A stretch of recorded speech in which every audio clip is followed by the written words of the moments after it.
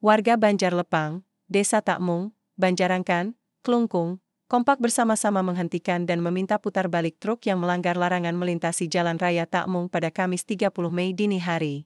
Mereka merasa resah lantaran ulah oknum sopir yang bandel sampai menyebabkan satu orang menjadi korban.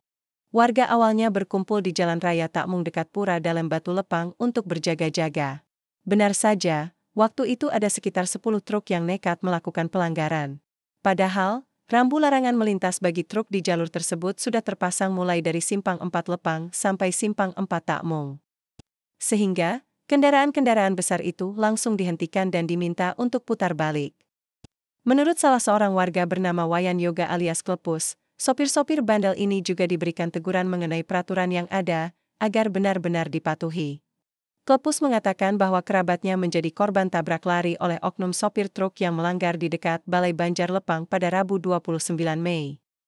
Korban yang akrab disapa Pak Ariana oleh warga sekitar ditabrak ketika menaiki sepeda motor. Akibatnya, pria itu disebut mengalami retak pada tulang rusuk. Maka dari itu, tindakan warga meminta truk putar balik ini menurutnya sangat perlu dilakukan agar pelanggaran serupa tidak terulang dan tidak membahayakan orang lain di kemudian hari.